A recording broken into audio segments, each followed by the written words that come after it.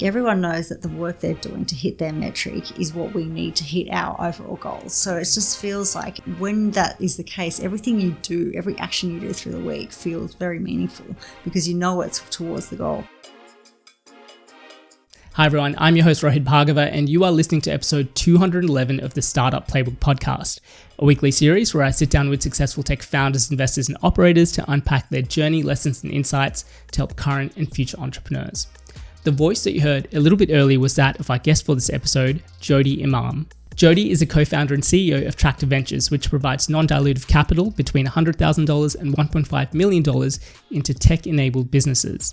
Since launching 5 years ago, they've deployed nearly $100 million into 230 companies and generated an annual revenue of $5 million. Prior to this, she held a number of roles, including being the co-founder of Occasional Butler, which was acquired by Airtasker in 2014. She is also a member of Cohort 1 of the Komo Club, a community of ambitious founders and operators that come together to find success not just in business, but in all areas of their life.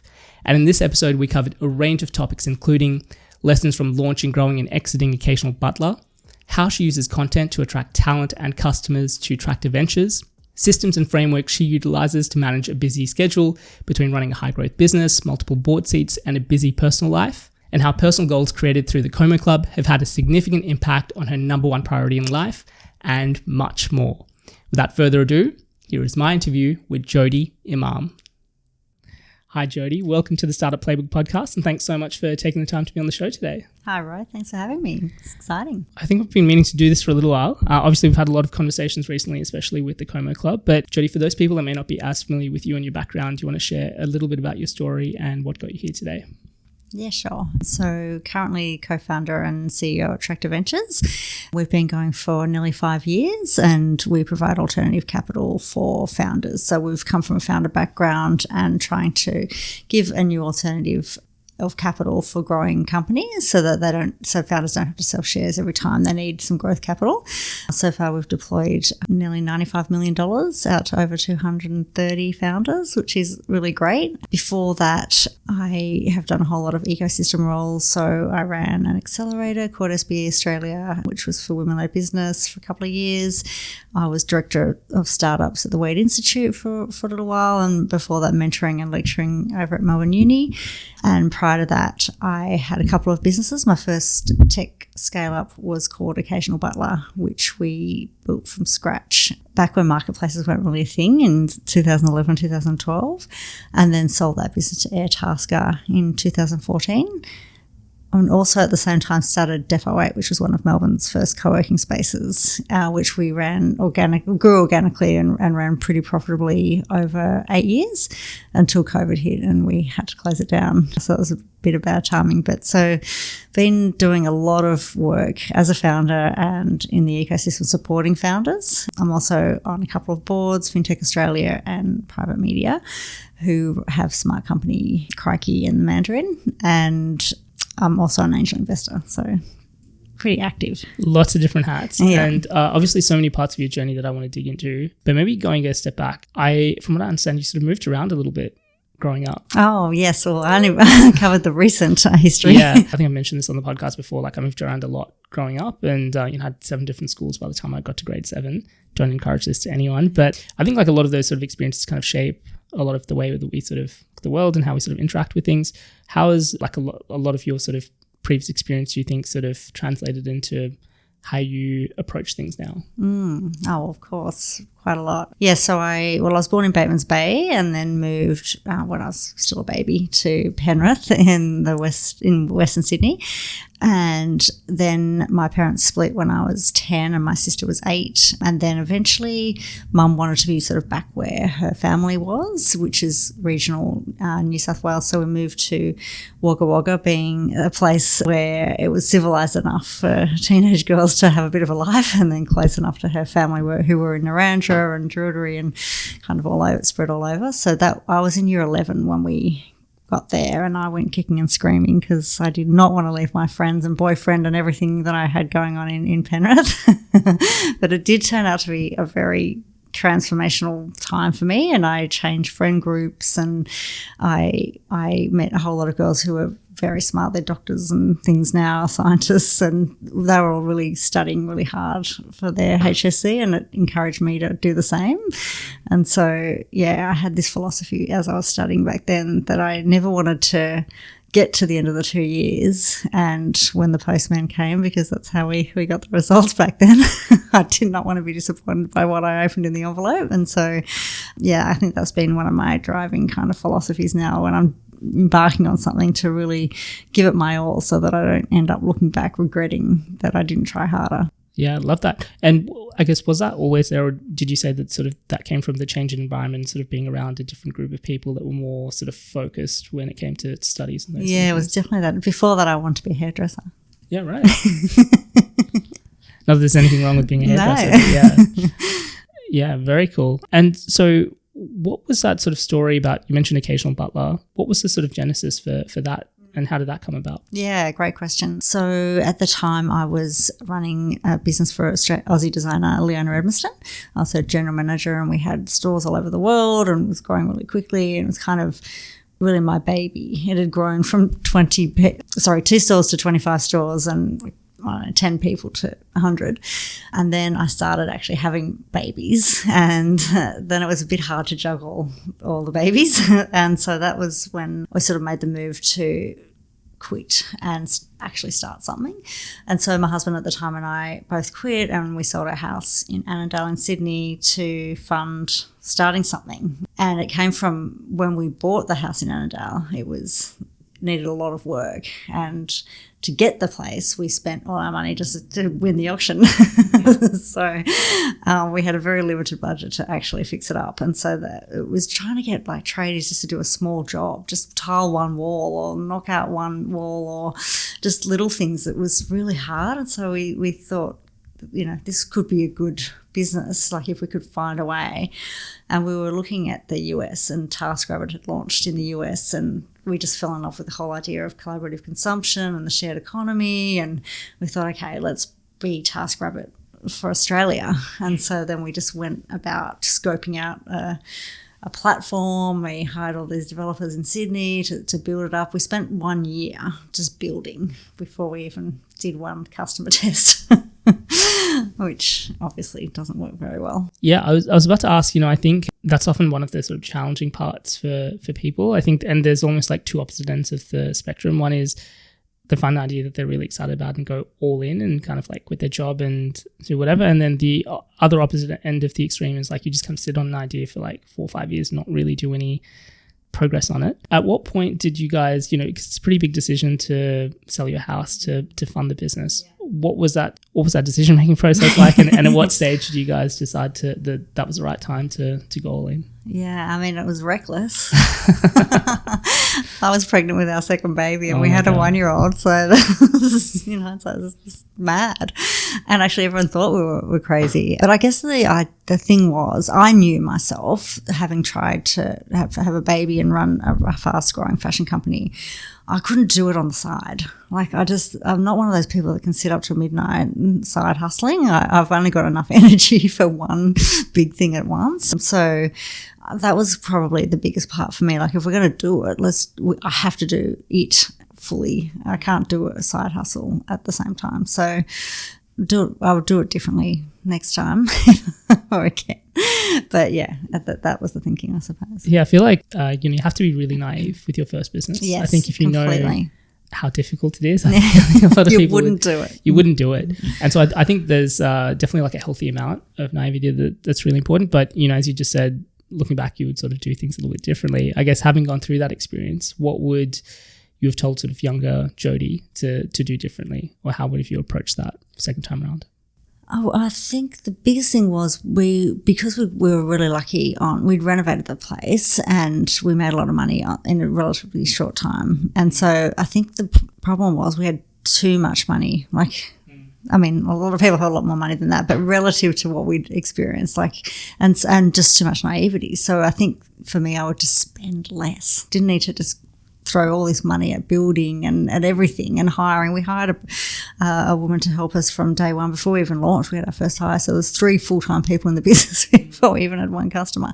So I would just slow down the spend. You can still sell your house and free yourself up, but just don't spend so quickly and naively, I think would be the thing I'd do differently. Yeah.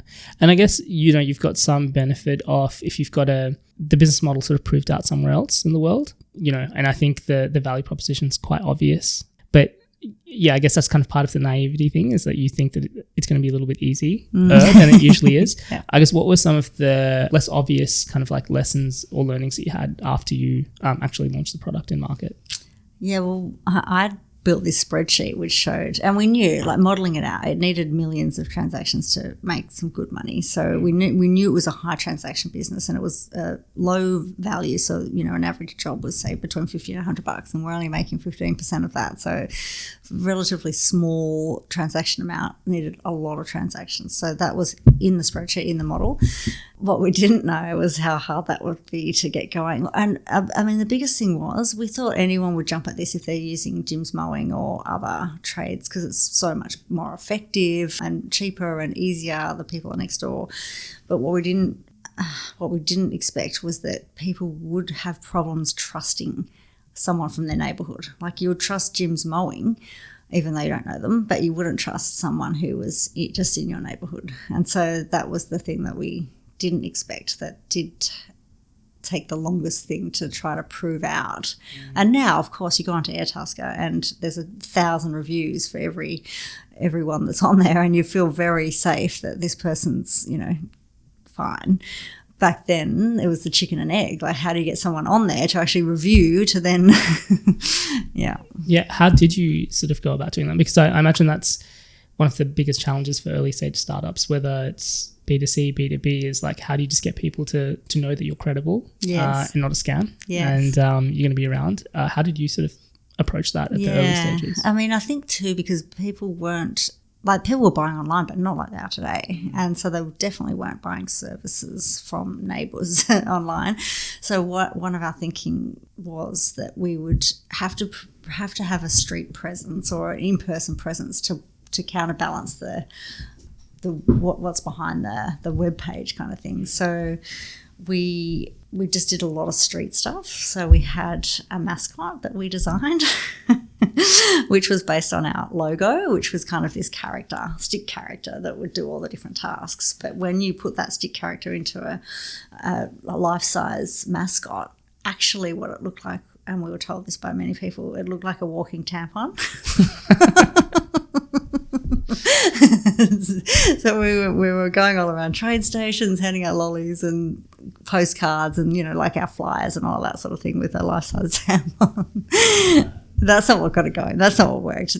Ultimately, we had to figure out another way to get it going, which ended up being Gumtree at the time. Because on Gumtree at the time, you were just a number or a very long code, and so you could talk to people, but you didn't know who was behind this very long code.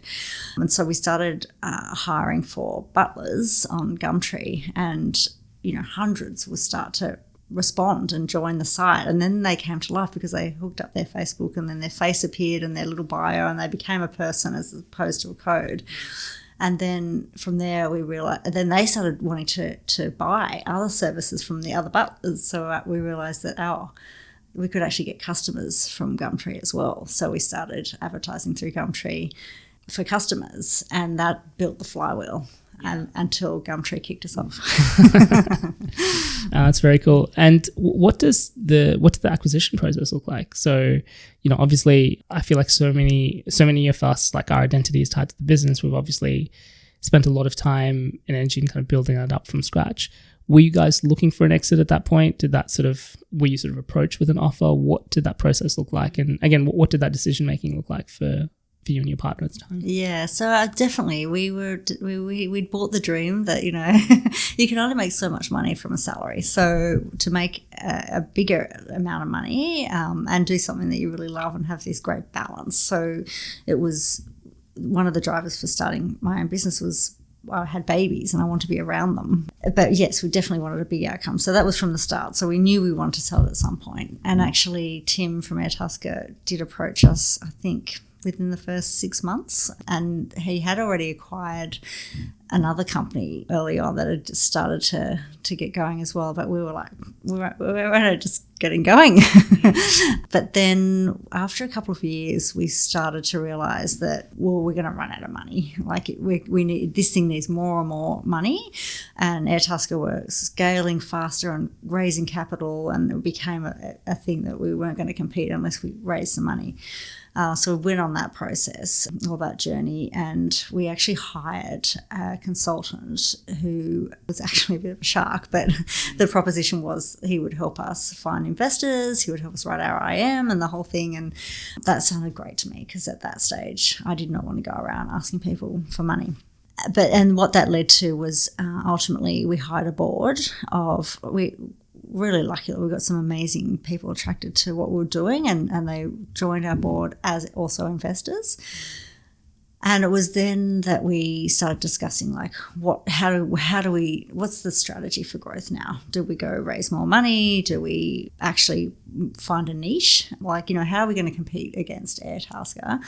And then one of the options was, well, actually, why don't we talk again to Tim and see where he's at, and maybe there's something that we can do, either an acquisition or it's a collaboration or something.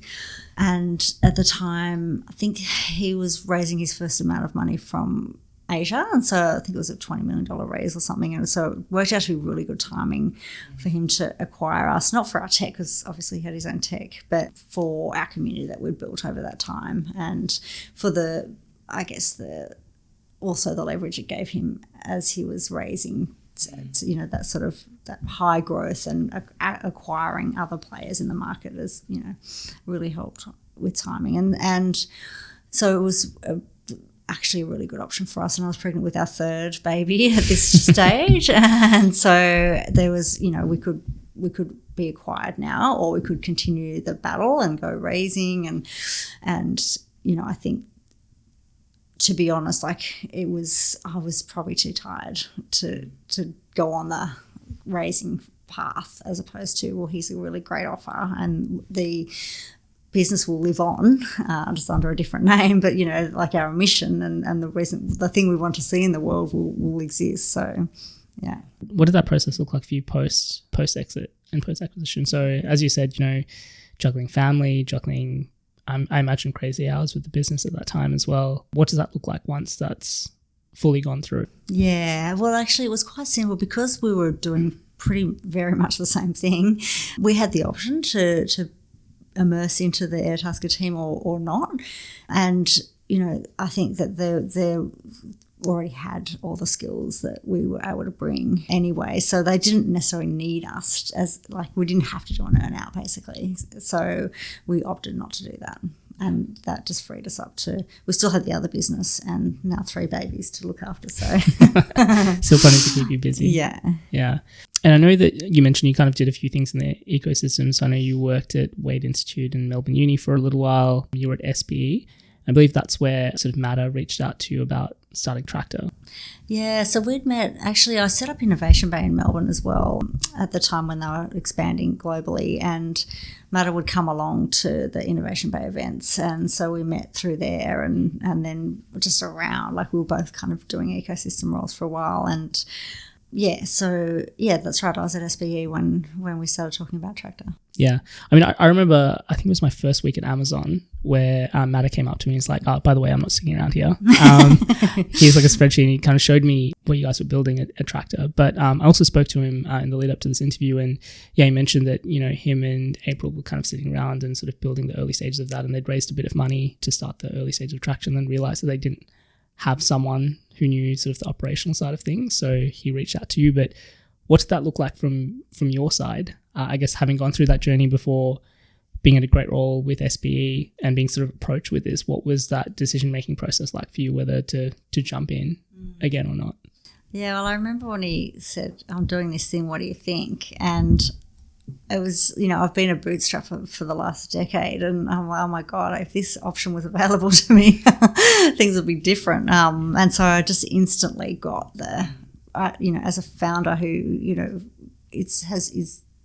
has been through many attempts of capital raising and all the roller coaster ride. I was like, wow, this is such a good proposition. Like, I just instantly really felt the connection to it and how valuable it was. And I guess I've really had that craving to get back into a commercial business and my own business again. SBA was great and we did some amazing things, but it was a not-for-profit. And so, that's limiting as far as what you can do. We're going to take a very quick break from this podcast to talk about one of our partners, Vanta.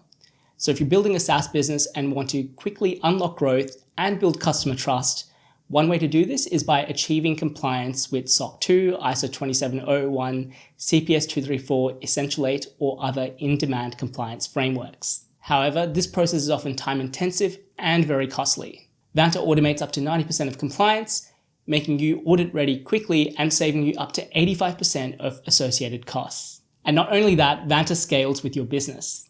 With a market-leading trust management platform to help you continuously monitor compliance, unify risk management, and streamline security reviews. You can join over 8,000 global companies like Atlassian, Dovetail, and Indebted that use Vanta to build trust and prove security in real time. As a listener of the show, you can get up to $1,000 US off Vanta when you head over to vanta.com/demo. All right, let's get back to the episode. Now, Tractor kind of seems obvious, as you said, deployed over sort of $95 million in capital. I believe you have over 200 companies that have kind of gone through as well, which is incredible and incredible what you guys have built over the last few years. But again, what does the early stages of that look like? I think before the brand of Tractor is necessarily there, what are the early stages of trying to get your first few customers and trying to shape your story about what it is that you're doing out to people? Yeah, well, I've got to say, third time around, it's easier. But we were about to launch and Matt was taking some time out and he was in Kyneton at an Unyoked, and I was taking some time as well, just a week in between SBE and starting Tractor, and I was on a drive. And so I stopped in for the day and we spent some time in Kyneton, and it was funny because Matt was like, okay, so what do you reckon you're going to do? Like, what's going to be your first week? And I said, well, I don't know. I've set up HubSpot but we did sort of have a bit of a flow in mind. So we, as you said, like Matt and April had already raised a bit of capital and already had 2 loans as test loans to see whether this would anyone actually do this. And so we, with the raise and having a couple of customers already, we pitched a story to their AFR, and the plan was once the story hit, we would have our website ready to go and funnel through any interest. And that actually worked. We got the article and the phone pretty much started ringing, and the flow was to come through to me as the first port of call to be able to explain what we do. So it was instant. Like the first year was just busy, and it was lockdowns as well. And so I was just on Zoom after Zoom after Zoom talking about, and it was, people were curious. They weren't ready to do it, but they were like, so tell me about this. So I was just on high repetition of like, this is what it is, this is what it is.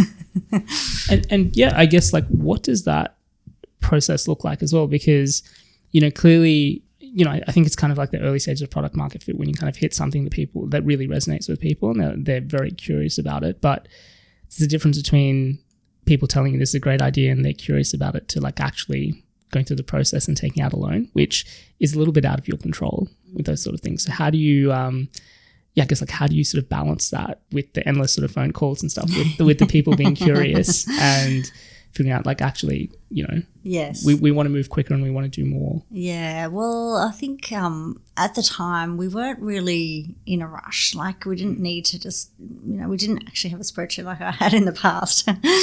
And a few people were ready as well. So we were writing loans straight away. And then what happened was the equity markets tanked. And so where people were curious before, now they were serious. Now they were calling saying, okay, how does this work? How do I get it? And then it got very busy. easy. And obviously you guys have been on a massive rise and rocket ship since, which is ironic given the name and given the focus of the business. But, I think every business has its kind of challenges. And I think you sort of put out a post a little bit earlier this year about how you had to sort of restructure things around the team. And actually you guys had your sort of best quarter or sort of best month of growth and those sort of things as well. And I think that a lot of the time, like I said, even in the first business, like you can just kind of get into the cycle of just like hiring people and just get into the rhythm of that. And sometimes you just need to have a really sort of clear look at the business and kind of like really reshape a lot of what that sort of looks like.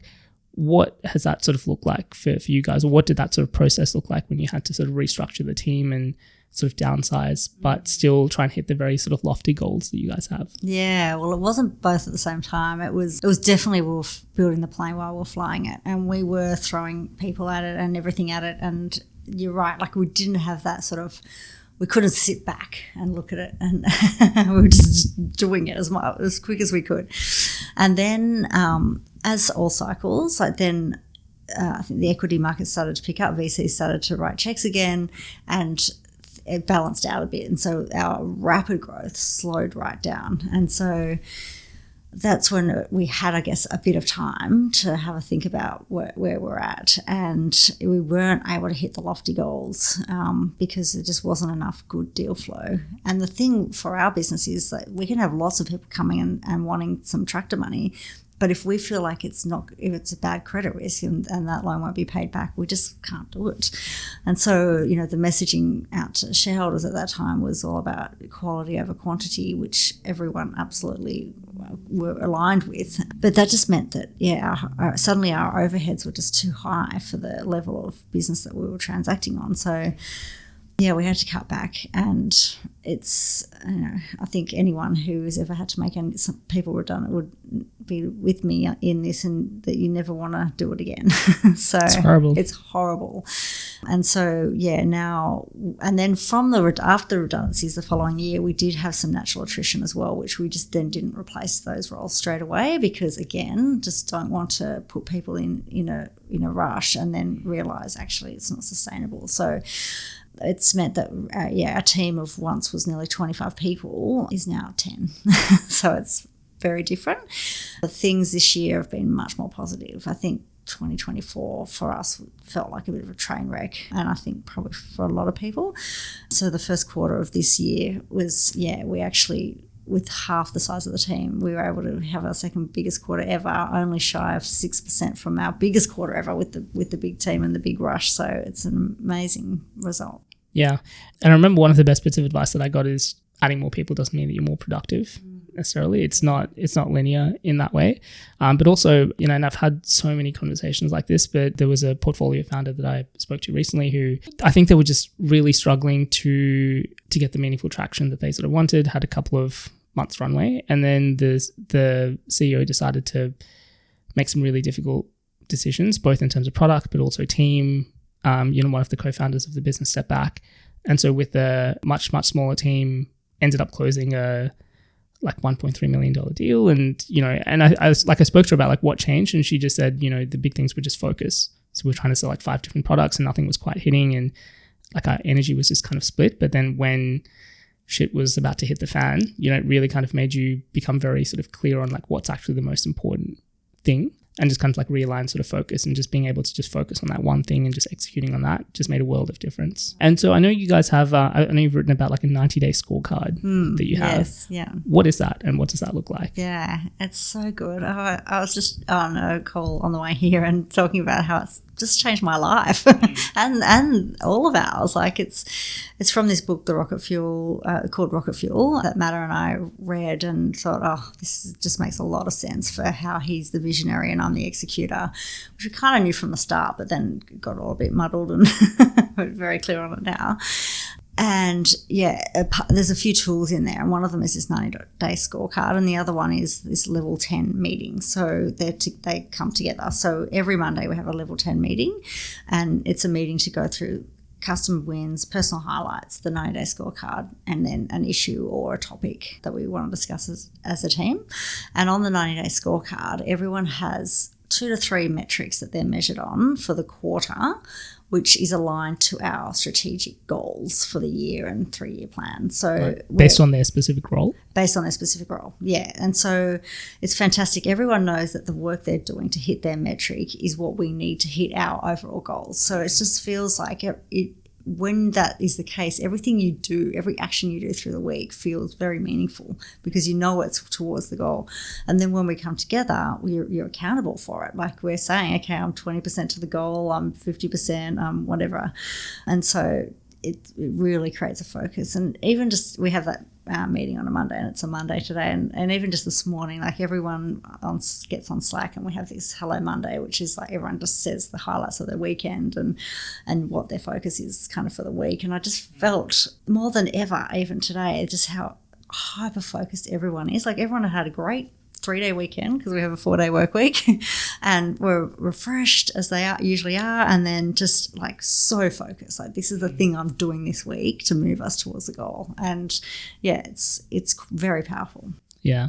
Speaking of powerful, anyone who's been on LinkedIn for a while would have seen a lot of your LinkedIn content, which is incredible, like in terms of both seeing the engagement. I know you and I have sort of spoken before as well in terms of what that's kind of meant from a business perspective. But, you know, I guess for a lot of people that haven't necessarily kind of lent into putting out content or building or sharing their story in that way, do you want to talk a little bit about like why you do it, both personally and also from a business context, and how have you found what's worked for you? Yeah, great question. And I think also once I sort of came into the CEO role, so Matt and I prior were co-CEOs, I wanted to put my own sort of flavour to it, I suppose, and also because we shrunk the team, then I was also immediately content creator because we didn't have any other content creators with us anymore. But one of the ideas that actually came from the team was we should do a build-in public style communication out to the market. And I love that because I love being as open and honest as I can about everything. And so being able to share how we actually do it just felt great. Like I think that's really useful for people, and it felt like a great sort of idea. So it started in our newsletters that every month we write a newsletter and we have a topic about what we're doing. So that's where we started sharing the 90-day scorecard and all that sort of thing, that then became posts onto LinkedIn as well to share more broadly, not just our own database, but the whole ecosystem. And yeah, well, on my 90-day score sheet, my target is around LinkedIn, and so I'm having a lot of fun with it at the moment, and I'm spending more and more of my day on LinkedIn than I've ever done.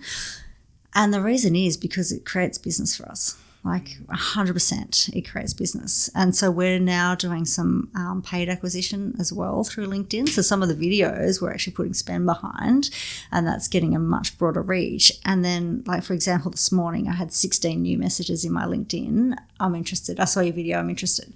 So I'm now putting that into our process to see if we can help fund these companies. So it has an immediate impact on our business. Yeah. When you say your 90-day scorecard is around content, what does that look like? Is that in terms of engagement? Is that quantity of posts? Like, what does that look like? Well, it looks like vanity, but it's not. It's an impressions number. So because that's, if people see it, that's the first thing, and then it filters down from there. So we have then measures on MQL, so marketing qualified leads, and then sales qualified leads. But my target or number is on impressions. And, I guess one of the big sort of question marks for people is a lot of the content just does take a little bit of time to see any sort of meaningful results. I think a large part of that is also finding what's the right format, structure, type of content, those sort of things. Again, it's kind of easy to sort of look at a much more polished version, like yourself, in terms of content that you sort of put out and go it's Jodie gets X number of impressions or comments on the post, and I put out something and I don't get anything. Content doesn't work for me.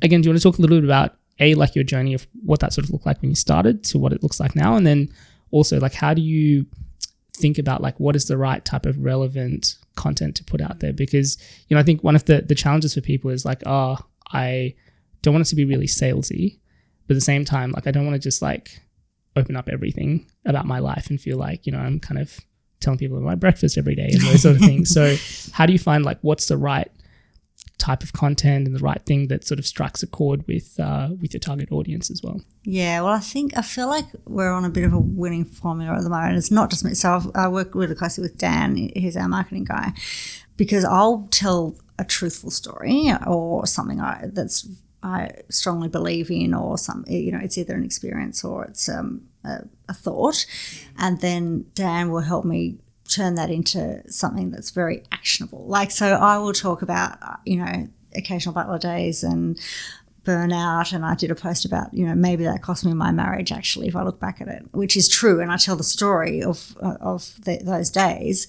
But then Dan will say, so then he'll help me sort of say, okay, what that means for you who's reading this post is do this, this, this, and this. Whereas for me, I don't think I would ever say, right now, based on you listen to me, these are the 3 things you should do. That wouldn't naturally come to me. But between us, we can craft sort of and that I think is what's working. Like, it's this authenticity, but then it's actionable kind of insights. It's that combination that seems to be useful. Hitting the mark. And how sort of planned and structured is your content? So is that something that you're kind of just coming up with on the day? Is that like part of your week that you're sort of blocking out to kind of focus on content for the week? How much of it is like, I guess, organic posting on the day versus kind of planned out structure of like, here's what we're going to post next Friday, for example? It's shifted a lot. It was probably very just, what's my thought today? Yeah. To now we've got a spreadsheet, which is like, okay, this week, so last week on Monday, I sat down and just recorded a whole bunch of videos and then hand them over to Dan, and then he helps write up the posts to accompany the script. And we've had a conversation about what do we think people need to know, and we've got these, from all the discussions we have with founders, we know where people are reluctant or what they're misunderstanding, or things that will help them decide what sort of capital is the right for them. But I just, so I did 5 videos, and I had to dress up in 5 different outfits on Monday morning last week, because we realised the week before I recorded all these videos in the same orange jumper, and people thought they were seeing the same video. Right. which is the thing. Yeah. So, but that's fine. I love dress ups. So, and then we schedule those throughout the week, and then so now we it's usually the week off. So it's like, today, what do we want to post this week, and what should we try to have some things already kind of pre-written. So this week we're writing a newsletter, and we're under the hood about selling actually. And so on Sunday, actually, I got inspired about how I would write about the ugly word of sales and how we're approaching it at Tractor. So yeah, no, I love that. And I think this is an area that I just have a lot of people that sort of reach out, obviously because of the podcast and other things of them, saying that they have things that they want to share and things that they do want to do, but just trying to get them to like do the first post is really difficult, especially if it's on camera. I think people feel very conscious about hearing their own voice or seeing themselves back. For anyone listening, like, I still find it's extremely awkward to listen back to my own voice. Yeah, me too. I never look back. No, you never look back.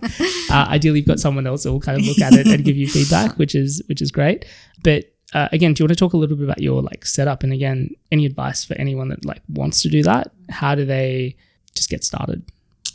Yeah, it's interesting. Brian Williams, who we've worked on with our partnerships, sent me a podcast, one of those Diary of a CEO podcasts, where this guest was talking about a key person of influence and how you can actually, you're not an influencer. It's not like me. It's more you are creating content that's useful for others in your field or your industry. And I really love that idea. But in that podcast, they talk about how only 1% of LinkedIn people on LinkedIn with LinkedIn accounts actually create content. So 1% of people actually post. The rest are consuming, they're not creating. And for me, that is exciting because that's a blank canvas, right? But for everyone, like, and that's posting like at all or once a week. And so we're trying to post 4 or 5 times a week now, as long as it's useful and, not waste of people's time.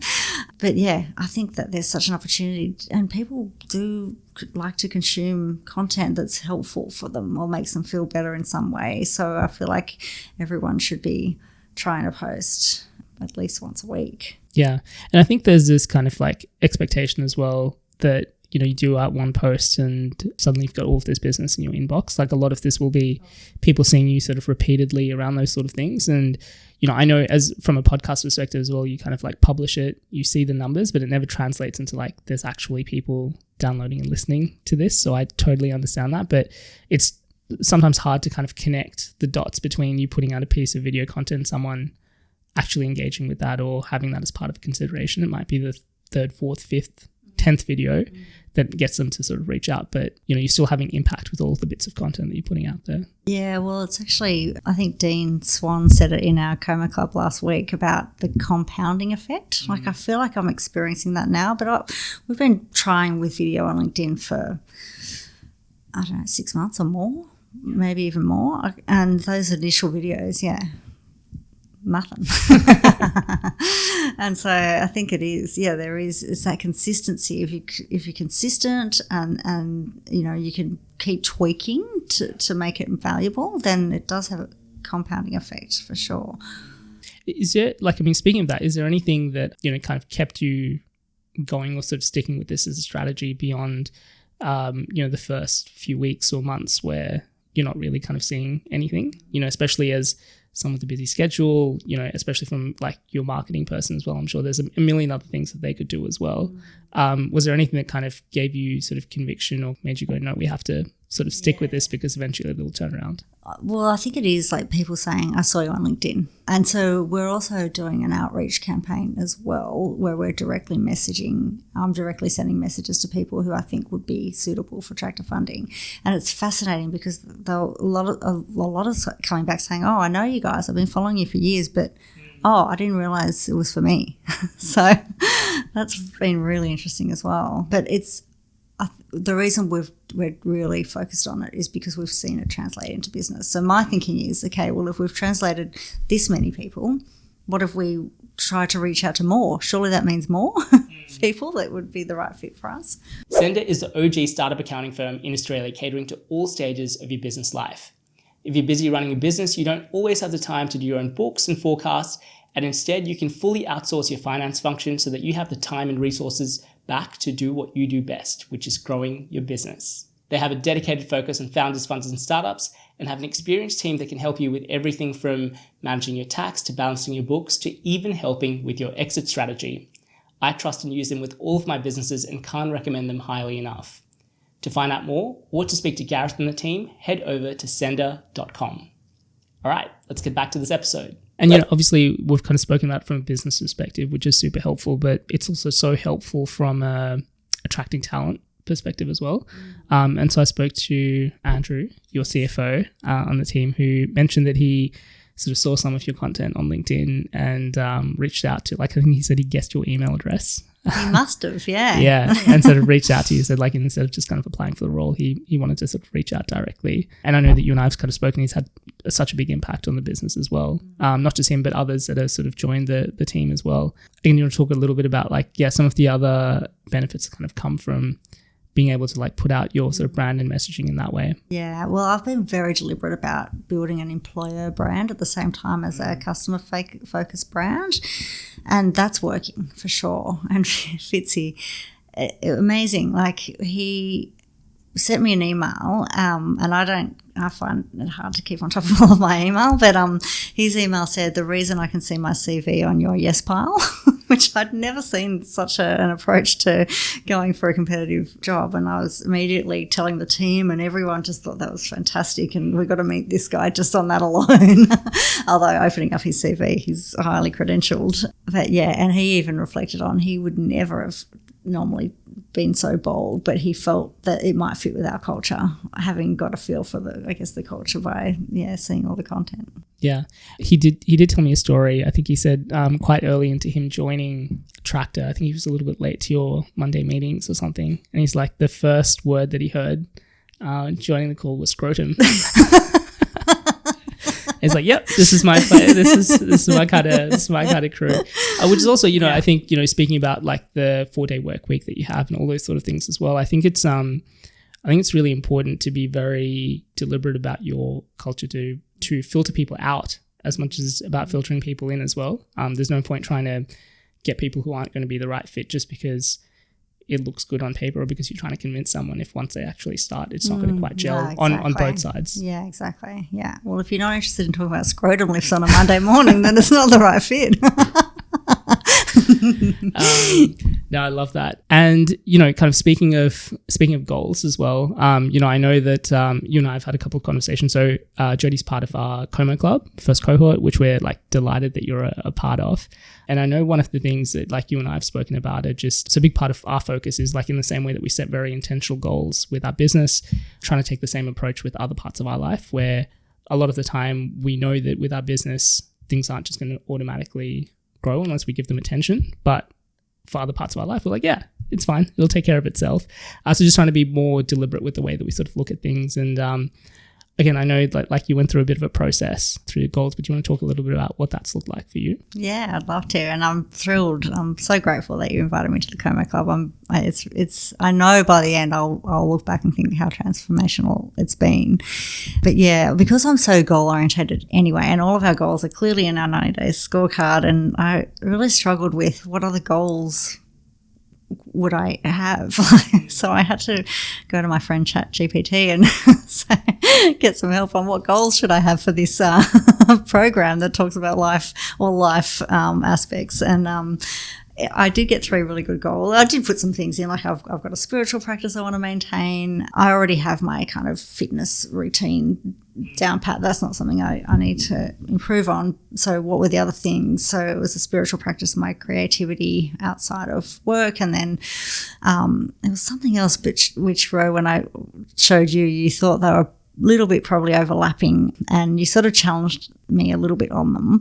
And then we had another guest that day, Cam, yeah, and he was talking about his neighbour and who's at the later stages of his life and reflecting on things, and it just clicked that, my God, like the 3 most important people in my life are my 3 kids, and why are they not on this goal sheet? And so I put down a goal that I wanted to spend some quality time with each one of them each week. And because my husband and I are separated, I see them 7 days every fortnight. So some weeks that's easier than others. But it's been amazing, like just having that intention and setting a goal and knowing when I turn up on Wednesday to my pod that they're going to ask how I went.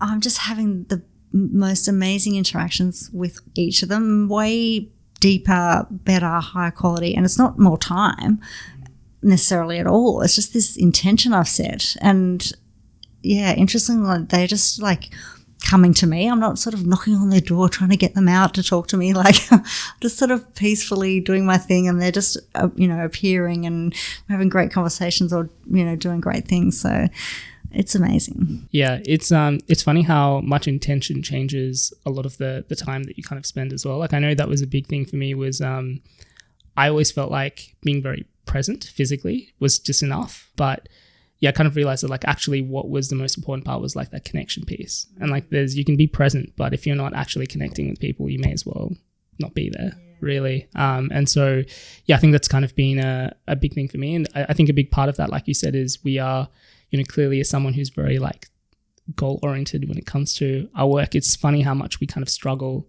to articulate what those goals are, and sometimes it's just like that really sort of obvious thing as well. It's just like, actually, what is the most important thing? What do I want my life to look like? Yeah, well, I think that was one of the key things in your spreadsheet where we're setting out the goals is like, why does it matter?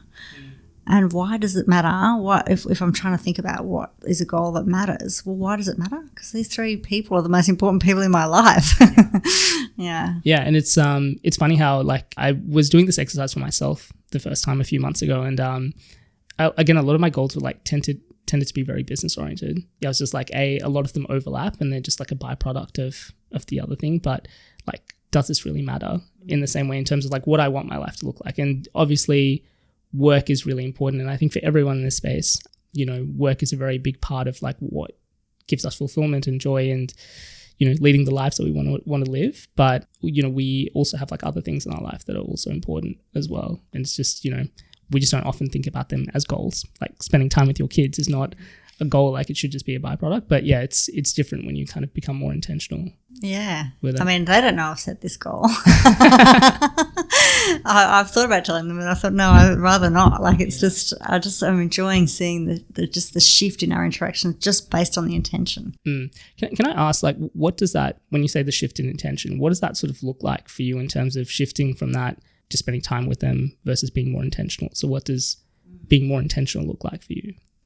Well, I think it's trying to have that sort of stronger bond with them, like an opportunity to actually like just really bond together, as opposed to, come on, get in the car kind of togetherness. And so we've had, like, one of the nights I brought this fire pit and we lit the fire and we were toasting marshmallows, and two of them were just sitting around, and just we started reminiscing about the TV shows we used to watch when they were babies, like, Giggle and Hoot and all this stuff. And then we went down this whole rabbit hole of all these shows and remembering them all and having a laugh. And, that's an interaction I haven't had with them in, I can't even remember when. Yeah, makes such a big difference. And I know you and I were both panelists at an event a couple of months ago. And I remember you kind of telling a story about, I think when you were running Occasional Butler at the time, and you saw Jodie Ellis on TV sort of talking about, like, what it should be like running a business. Again, do you want to sort of recap a little bit of that story and what that sort of period of your life looked like? Yeah, and your story was great too that night. And I think it helped me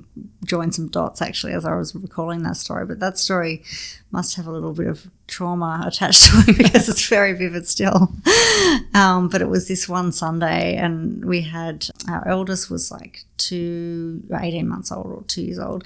And we had our second child, who was a baby, who was about, I don't know, 12 weeks old or something, and we're just lazing around on the couch on a Sunday. And my husband at the time, it was, he had Ollie on his chest and was snoozing, and the TV was on. Jodie Ellis came on and she's talking about what it means to be a successful entrepreneur, and it means 24/7 and it's relentless, and you work, you have to keep working, you don't stop. And I was like, oh my God. And I jumped off the couch. I'm like, what are we doing? Like, we can't be lying around. How are we supposed to? We've got this business that we've just invested all this money in, and we're just lying around. And poor as he just was like, what the hell is going on?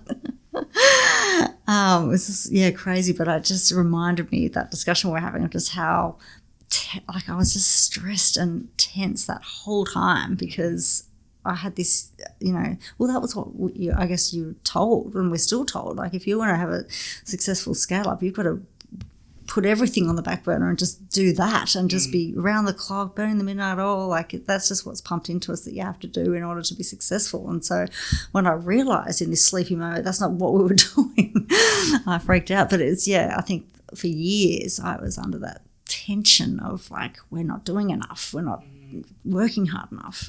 Yeah, I feel like it's kind of this, like, golden cage that I realised. I won't speak for anyone else, but, like, I realized I was putting around myself of what I thought was expected of me from other people. And so feeling like, I had to work all the time, or I had to go and chase after all of these opportunities, not necessarily because I wanted to, but because I should, and because they were really good opportunities. Like, why would I say no?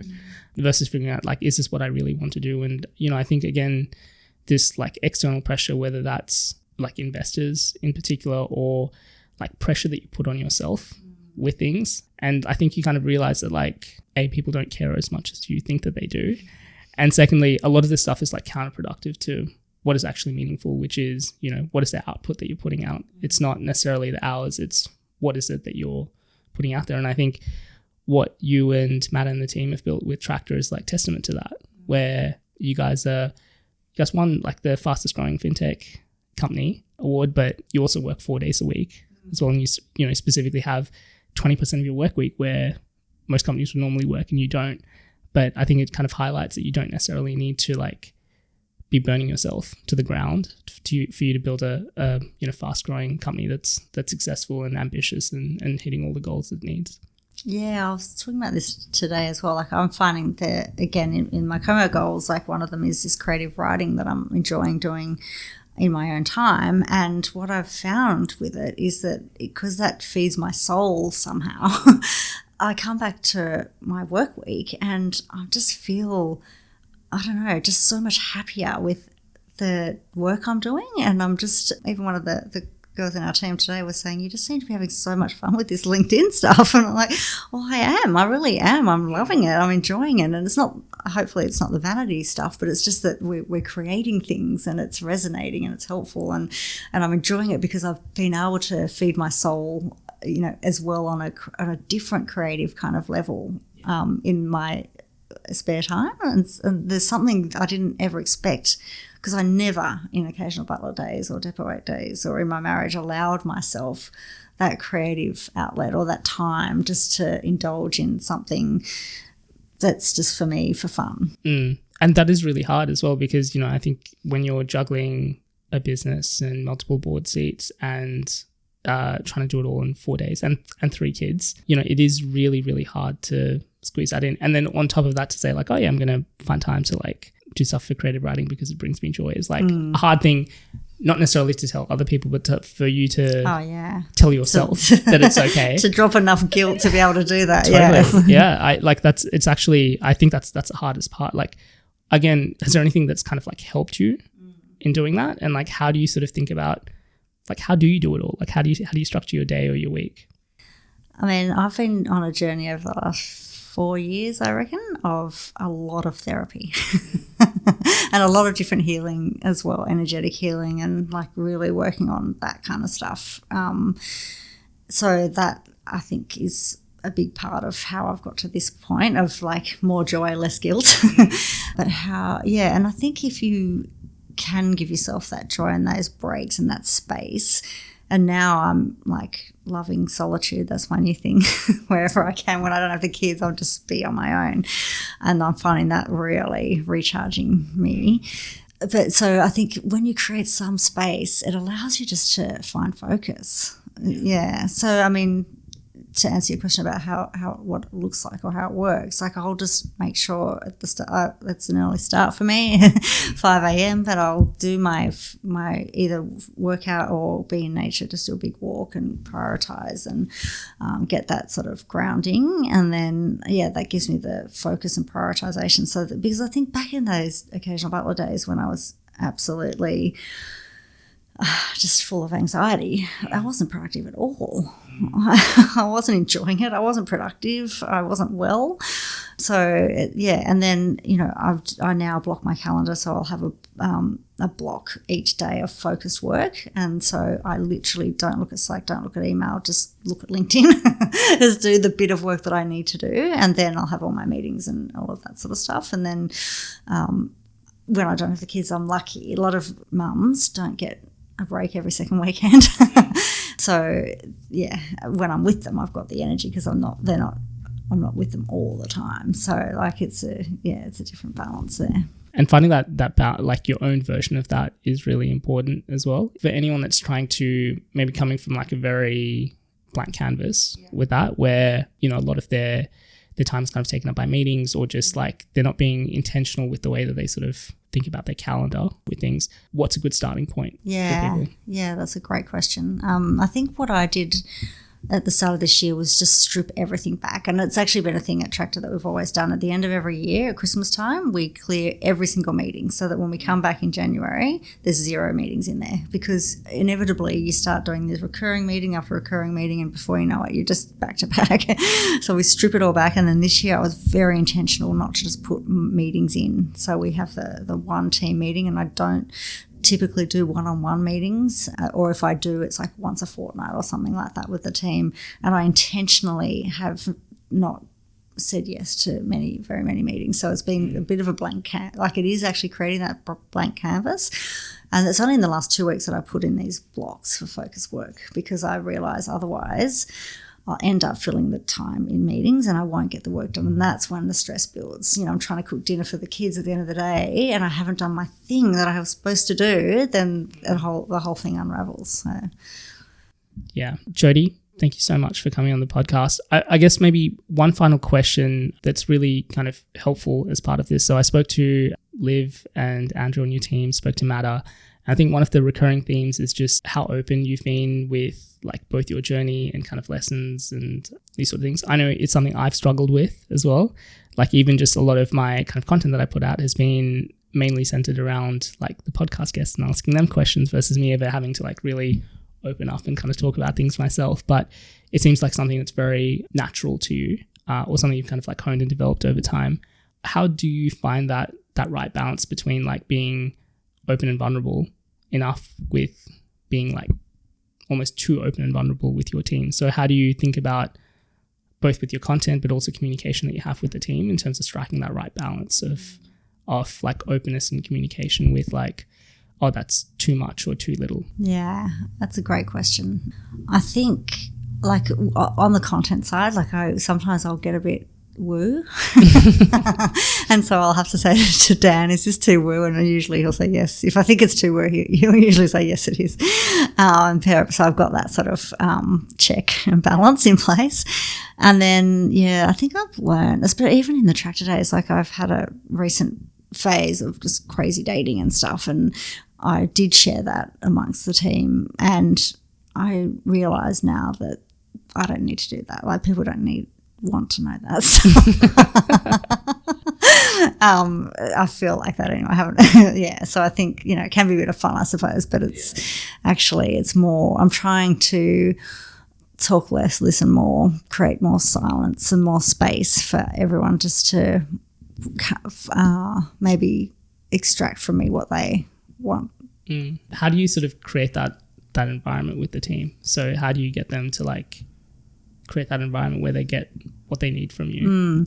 Well, actually, one example, I did this a couple of weeks ago in our team meeting, because one of the agenda items is to talk about a highlight, and everyone was kind of rehashing their weekends, and I was like, we've done that on our Hello Monday channel, so we don't need it. And I asked everyone to go a little bit deeper on, and I guess also inspired by Komo Club because I'd been immersed in that, and I asked everyone to go a little bit deeper on their reflection of the week, and I started, and I talked about something quite vulnerable, emotional, about something that happened in the week. I can't remember now, but it was really cool. Everyone did actually try and dig a bit deeper, and because I opened it up and I set the scene that, you know, we can be very open here and talk about our feelings, everyone, instead of talking about the thing that happened, they sort of reflected on how they felt about the thing that happened. And it was really nice, and everyone said it was one of the best meetings that they'd had. And, you know, the next week Fitzy was running it, and he was like, I want to do this again, and can we all just, you know, be a bit more open? And yeah, I think it's leading by example a little bit in that. Totally. Yeah, I think it's tough to ask other people to be open and vulnerable, kind of like go deeper if you're not willing to do that. Yeah, of course. So yeah, it makes a big difference. Jodie, once again, thank you so much for coming on the podcast. For anyone that wants to find out more, say hello, get in touch, what's the best way for them to do that? LinkedIn. Perfect. I'll make sure that link is on the show notes. Jodie, it's been a pleasure. Thanks so much for coming on. Thanks, Ray. Cheers. See ya. Thanks for listening to episode 211 of the Startup Playbook podcast. As always, full show notes from this episode will be available at startupplaybook.co. I'll be back next week with another episode, but in the meantime, if you enjoyed this interview, please don't forget to like, share, and subscribe. As always, thank you for tuning in, and I'll see you next week.